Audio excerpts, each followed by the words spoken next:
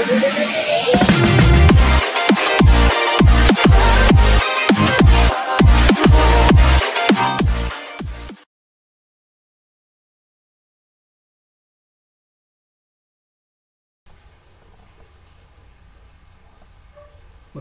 umaga mga batang mag-aaral sa ika-6 na baitang.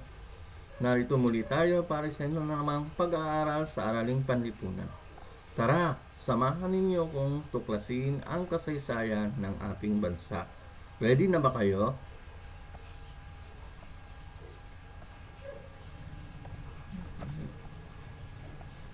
Ang ating pag-aaralan ngayon sa araw na ito, kontribusyon ng mga Pilipinong nakipaglaban para sa kalayaan ng Pilipinas.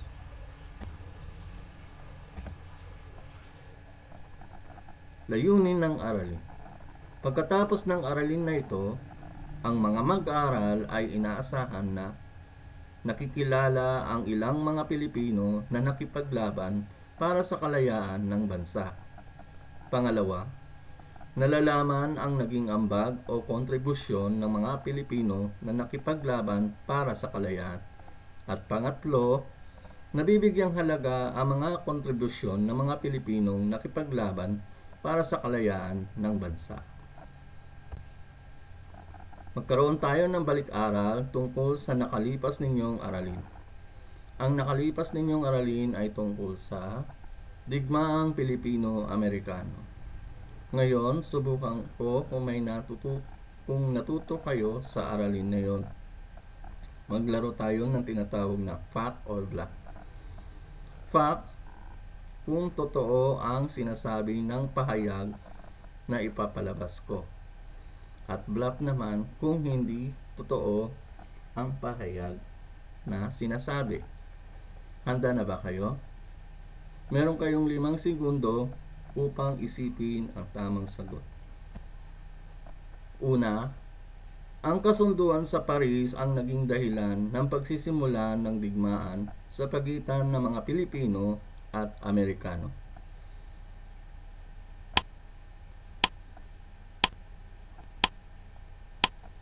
Time is up. Ang sagot, fact. Ang naging dahilan ng pagsisimula ng digmaan sa pagitan ng mga Pilipino at Amerikano ay ang kasunduan sa Paris.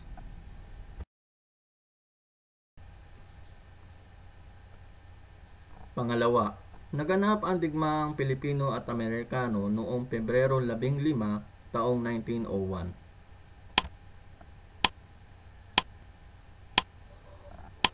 Time is up. Ang sagot, bluff. Dahil naganap ang digmaan sa pagitan ng mga Pilipino at Amerikano noong Pebrero 4, taong 1899. Pangatlo, natalo ang hukbo ni General Gregorio del Pilar sa Pasong Tirad dahil sa natuklasang lihim na lagusan ng mga Amerikano na pinagkukutaan ni Aguinaldo.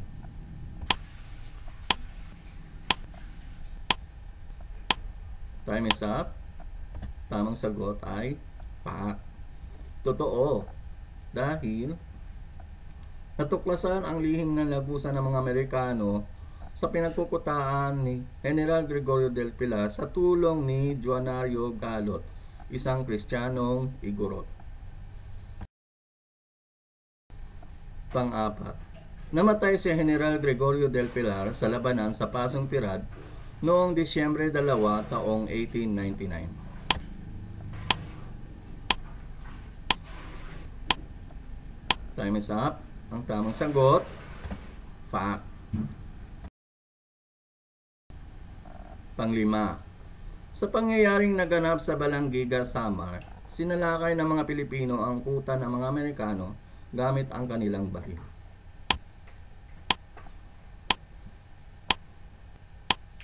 Time is up. Ang sagot, bluff. Dahil ang ginamit ng mga Pilipino sa paglusob o pagsalakay sa kuta ng mga Amerikano ay ang kanilang itak. Pang-anim, ang Balanggiga Massacre ay ang pinakamarahas na pangyayaring naganap sa kasaysayan ng Pilipinas noong digmaang Pilipino at Amerikano? Time is up. Ang sagot, fact. Kilala mo ba sila?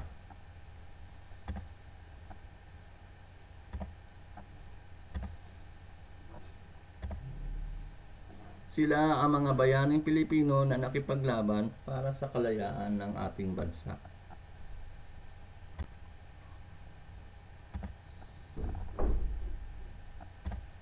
Ano ang kabayanihang ginawa ng ating mga bayani noon?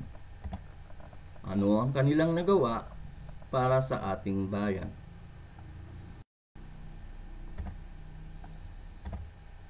Malaki ang papel na ginampanan ng ating mga bayani noon dahil buong puso silang naglingkod sa ating bayan at buong tapang na nagtanggol sa ating bansa, alang-alang sa mabuting prinsipyo at paniniwala at para na rin sa kalayaan ng ating bayan. Ang ilan sa kanila ay nagsilbing taga-kupkop, taga-alaga at tagagamot na mga nasusugatan at nagkakasakit na sundalo. Ang iba naman ay nakipaglaban sa mga kalaban para sa kalayaan ng ating bansa. Sino-sino ang mga Pilipino na nakipaglaban para sa kalayaan ng ating bansa? Tara, kilalanin natin sila. Emilio Aguinaldo. Siya si General Emilio Aguinaldo. Siya ay nakidigma laban sa Espanya noong taong 1896 hanggang 1898 at sa mga Amerikano noong lamang 1899. Naging unang Pangulo ng Republika ng Pilipinas. Nagpahayag ng kasarinlan ng ating bansa sa Kawit, Cavite. Nagsilbing miyembro ng Katipunan bilang isang tinyente. Binansagan siyang General Myong ng Cavite. General Antonio Luna. Siya si General Antonio Luna. Siya ay nakipaglaban sa himagsikan laban sa Espanya. Naging Commander-in-Chief sa pamumuno ni Emilio Aguinaldo. Nanguna sa pakikipaglaban sa mga Amerikano. Naging miyembro ng propagandista, sumali sa labanan sa La Loma. Melchora Aquino. Tinaguran siyang Tandang Sora at ina ng Katipunan. Lumahok sa aktibidad ng Katipunan na pinamumunuan ni Andres Bonifacio. Nagsilbing tagapag-alaga, tagagamot at tagapagbigay ng pagkain sa mga miyembro ng Katipunan. Lumahok din siya sa pakikipagdigma laban sa mga Amerikano. Miguel Malvar. Siya si General Miguel Malvar. Naging pinunong general sa Batangas. Nakipaglaban sa himagsikan laban sa Espanya. Naging senior officer na nakipaglaban sa tulay ng Zapote laban sa Espanya.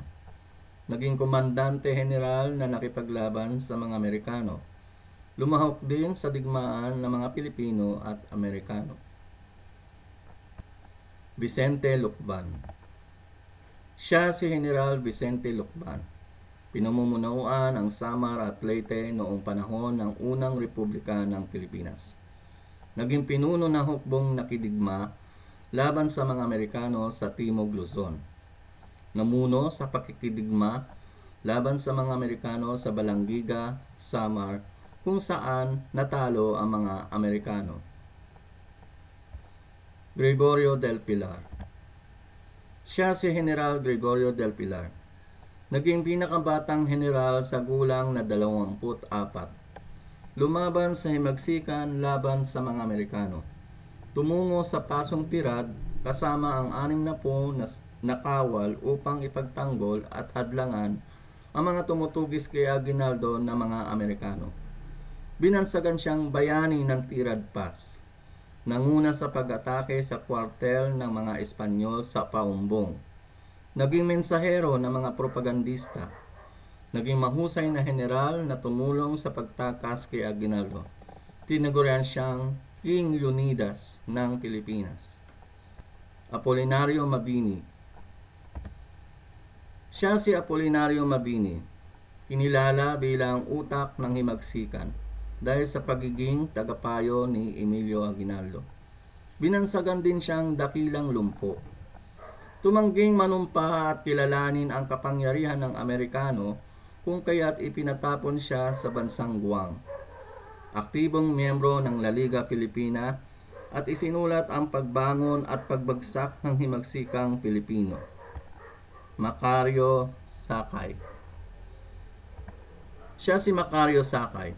Lumaban sa himagsikan laban sa Espanya at digmaan laban sa mga Amerikano. Nagpatuloy lumaban sa mga Amerikano kahit nahuli si Emilio Aguinaldo. Nagtatag at naging ama ng Republikang Tagalog sa bulubundukin ng Sierra Madre. Binansagang tulisan ng mga Amerikano na italaga bilang Pangulo ng Dapitan na isang seksyon sa Katipunan. Artemio Ricarte. Siya si General Artemio Ricarte. Lumaban sa himagsikan laban sa Espanya. Pinamumunuan sa pag-atake sa kampo ng mga Espanyol sa San Francisco de Malabon. Hindi kinilala ang kapangyarihan ng Amerikano, kung kaya't ipinatapon siya sa Guam.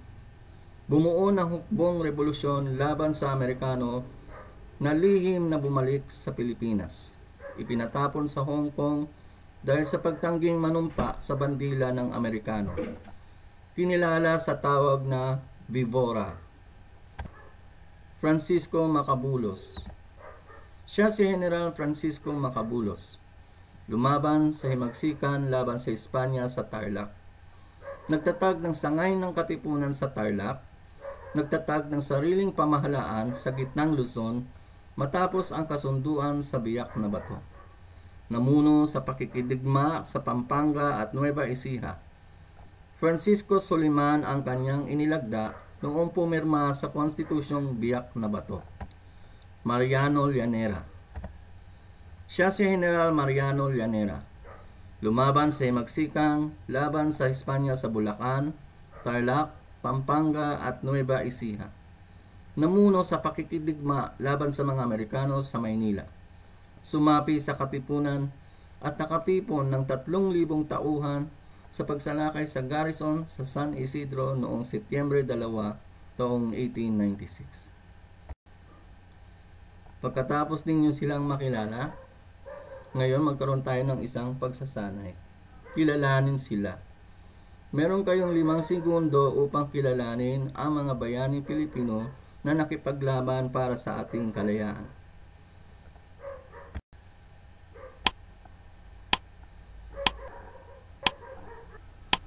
Time is up. Ang tamang sagot, Antonio Luna.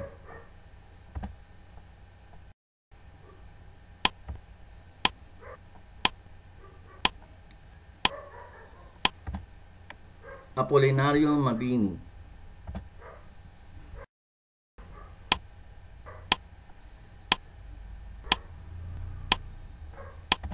Francisco Macabulos.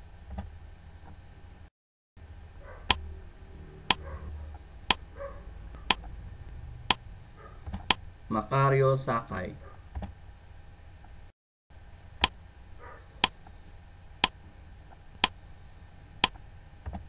Gregorio del Pilar.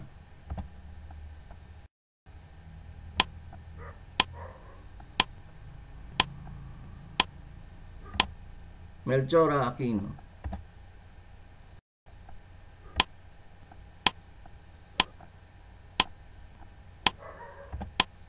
Artemio Ricarte.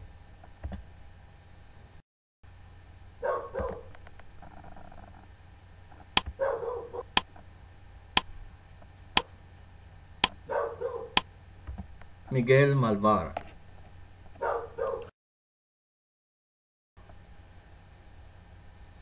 Ano ang nagawa ng ating mga bayani noon? At bakit dapat natin silang ipagmalaki o tularan? Tandaan, ang mga bayani natin ay buong tapang nakipaglaban at ipinagtanggol ang ating bayan mula sa mga kalaban nito para sa kalayaan at kasarinlan ng bansa. Ang iba sa kanila ay buong pusong naglingkod sa bayan at hindi tinalikuran ang kanilang tungkulin sa kabila na ibinigay na alok sa kanila ng kalaban. Dapat natin silang ipagmalaki dahil sa kanilang nagawa sa ating bayan. Buong puso nilang pinaglingkuran ang inang bayan at ipinakita nila ang pagmamahal sa pamamagitan ng pakikipaglaban at pagtatanggol nito sa bayan. Ngayon, oras na para sa isang maikling pagsusulit. Ihanda ang panulat at papel. Maaaring i-pause ang video upang isipin ang tamang sagot. Handa na ba kayo? Panuto. Piliin ang titik ng tamang sagot. Una, sino ang tinaguriang utak ng himagsikan at dakilang lumpo? A. Emilio Aguinaldo. B. Gregorio del Pilar. C. Macario Sakay. O D. Apolinario Mabini. Tamang sagot. Letter D. Apolinario Mabini. Pangalawa, sino ang naging general na lumaban sa Tirad Pass? A. Miguel Malvar. B. Artemio Ricarte. C. Gregorio del Pilar. Or D. Vicente Lucban. Tamang sagot. Letter C. Gregorio del Pilar. Pangatlo, sino ang nagtatag at kinilala bilang ama ng Republikang Tagalog? A. Macario Sakay. B. Emilio Aguinaldo. C. Antonio Luna. O D. Francisco Macabulos. Ang sagot? Letter A. Macario Sakay. Ikaapat, ano ang bansag kay General Emilio Aguinaldo? A. General Naldo. B. General Milio. C. General Myong. O D. General Emil. Tamang sagot? Letter C. General Myong. Panglima, paano mo pahahalagahan ang ginawa ng ating mga bayani sa ating bayan? A. Igagalang ang kanilang bantayog. B. Maglilingkod ng tapat sa bayan. C. Tutularan ang kanilang ginawa. O D. Lahat ng nabanggit ay tama. Tamang sagot? Letter D. Lahat ng nabanggit ay tama. Tama ba lahat ang inyong naging sagot? Kung ganon, magaling. Sana naibigan ninyo ang bidyong ito. Maraming salamat sa panonood at pakikinig.